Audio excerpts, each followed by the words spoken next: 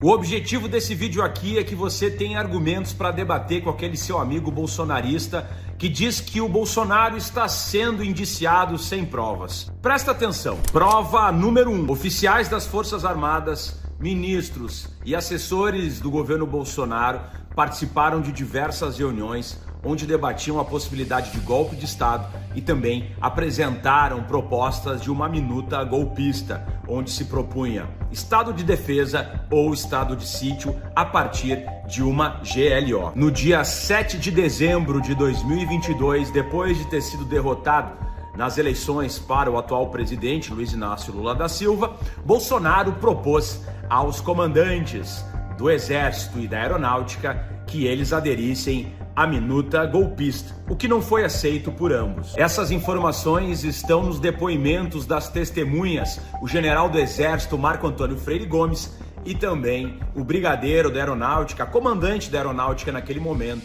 Carlos Almeida Batista Júnior. Ambos afirmaram que Bolsonaro planejava um golpe de Estado e apresentou essa minuta golpista. A Polícia Federal comprovou que os dois estiveram no Palácio do Planalto no dia 7 de dezembro. Ou seja, a história fecha perfeitamente. Prova número 2. Uma cópia de uma das minutas foi encontrada na casa do ex-ministro da Justiça, Anderson Torres, e esse documento datava do ano de 2022, corroborando a tese trazida pelos oficiais do Exército e da Aeronáutica. Na quebra do sigilo dos celulares apreendidos nas operações da Polícia Federal, foram encontradas conversas em que ficava comprovado que Bolsonaro teve acesso a essas minutas através do seu assessor, Felipe Martins. Prova número 3. A quebra de sigilo telefônico dos investigados comprovou que pelo menos 3 assessores diretos que trabalhavam diretamente com Bolsonaro estavam monitorando o ministro Alexandre de Moraes. Eram eles o general Mário Fernandes, o coronel Marcelo Câmara e o tenente-coronel Mauro Cid. Eles observavam a rotina do ministro Alexandre de Moraes e estavam organizando uma tentativa de sequestro dessa importante autoridade do nosso país. Prova número 4. Através da quebra dos sigilos dos computadores do Palácio do Planalto, ficou comprovado que o documento que organizava o assassinato de Lula, Alckmin e Alexandre de Moraes foi impresso no dia 16 de dezembro pelo então número 2 da Secretaria-Geral da Presidência, general Mário Fernandes. Nesse dia, Bolsonaro se encontrava no Palácio do Planalto e no dia 17 de dezembro, Mário Fernandes encontrou Bolsonaro no Palácio da Alvorada. Através da quebra dos sigilos telefônicos, ficou comprovado que no dia 12 de novembro de 2022, praticamente um mês antes, teve uma reunião na casa de Braga Neto, o então candidato a vice-presidente derrotado junto com Bolsonaro e que tinha sido chefe da Casa Civil do governo.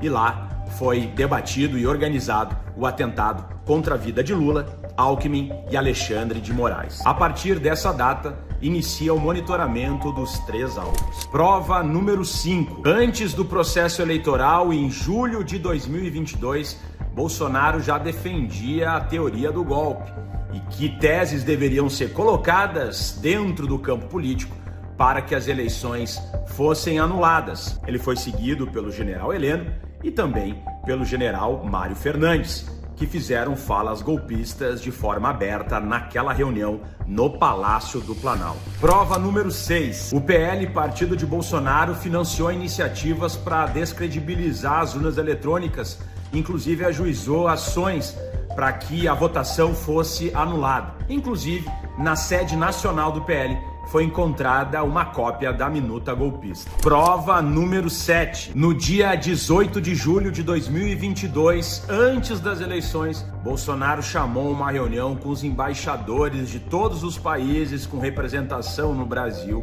fazendo acusações levianas contra as urnas eletrônicas. Prova número 8. No dia 30 de outubro de 2022, dia das eleições, a PRF, coordenada pelo Bolsonaro, realiza blitzes, principalmente nas regiões onde o Partido dos Trabalhadores e o Lula tinham tido as maiores votações do país, significando que tentavam influenciar os votos nas localidades. Ao final do resultado nas eleições, bloqueios nas estradas foram realizados e inclusive ocupações em frente aos quartéis generais pedindo intervenção militar. Tudo aconteceu de forma coordenada. No dia 12 de dezembro de 2022, dia da diplomação do Lula, houve quebra-quebra em Brasília com queima de ônibus e tentativa de invasão da sede da Polícia Federal. No dia 15 de dezembro, a quebra de sigilo telefônico demonstrou que existia uma organização para sequestrar e assassinar o ministro Alexandre de Moraes. No dia 24 de dezembro de 2022, um caminhão com combustível foi estacionado em frente ao Aeroporto Internacional de Brasília e só não explodiu porque o equipamento não funcionou. Tem fascista querendo dar aulinha de direito furado. Então, eu vou ler para vocês o que diz os artigos pelos quais Bolsonaro está sendo acusado. Artigo 359L do Código Penal. Tentar, com emprego de violência ou grave ameaça, abolir o Estado Democrático de Direito, impedindo ou restringindo o exercício dos poderes constitucionais. Pena,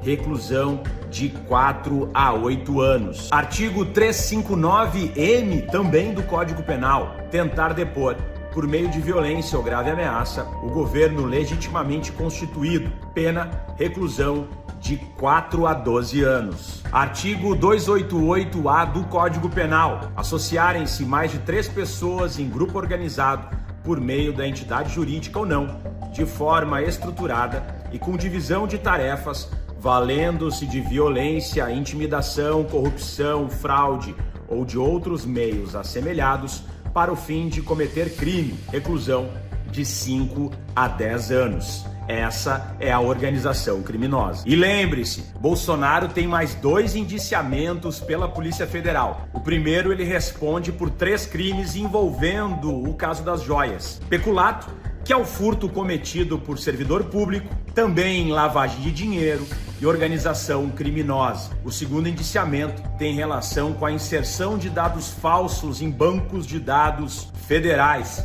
que é o caso do cartão de vacinação. Então ele responde por inserção de dados falsos e também por organização criminosa. Ele diz que os casos não deram em nada, mas ele está mentindo, porque os casos não foram avaliados ainda pelo judiciário. Então, tem muita água para rolar debaixo da ponte. Não acredite em fake news e compartilhe a verdade. Faça esse vídeo chegar ao maior número de pessoas possíveis. Resistimos até aqui, agora é a hora de derrotar o fascismo. Muito obrigado pela tua audiência. Ninguém faz nada sozinho. Até a vitória sempre.